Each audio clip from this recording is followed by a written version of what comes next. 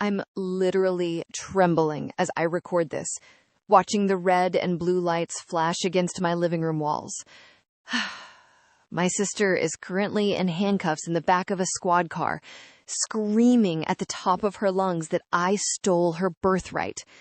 All the neighbors are out on their porches watching the show, and honestly, I don't even care anymore. She tried to break down my front door with a tire iron because I wouldn't let her move her family of 5 into my 2-bedroom cottage. But here is the part that makes my blood boil. She isn't homeless because of bad luck. She's homeless because she sold her own house to fund a luxury vacation, and she thought she could just bully me into cleaning up her mess. Oh, she thought wrong. Let me give you the context so I don't look like a monster. My grandmother passed away 6 months ago.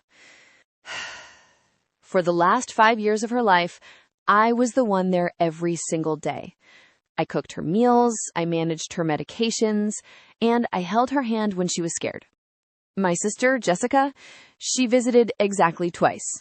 Once to ask for money, and once to drop off her kids so she could go to a festival. Real family-oriented, right? When the will was read, Nana left me the house. It's not a mansion, just a small, paid-off cottage that holds all my memories. Jessica got a decent cash inheritance, about $50,000. She blew through it in 3 months on designer bags and a new car.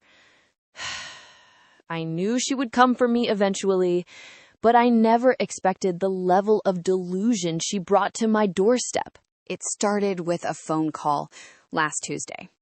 Jessica was crying hysterically. "OP, please, we're being evicted. The landlord is kicking us out on the street. We have nowhere to go." I felt a pit in my stomach. I almost said yes. I almost told her to come over, but then I remembered the $50,000.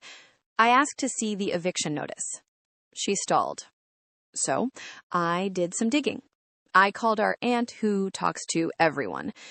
Turns out there was no eviction.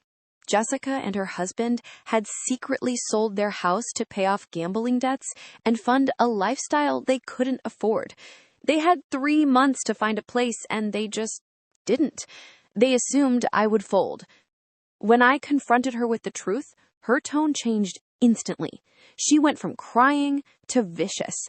She told me, "You don't need a house. You're single. My kids deserve a backyard." I blocked her number. I thought that was the end of it.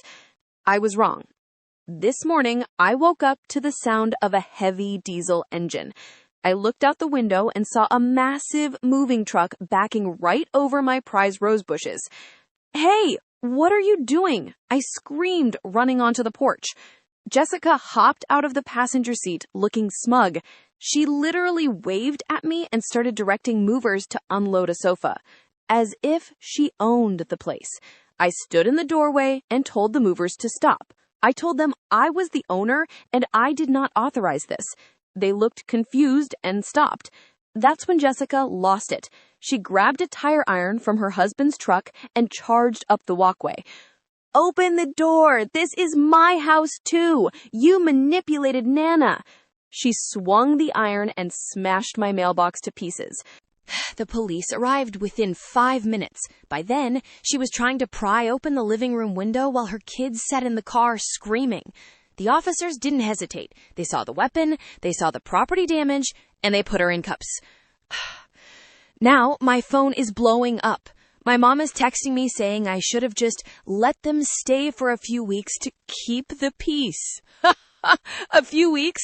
They arrived with a full moving truck. They were never leaving.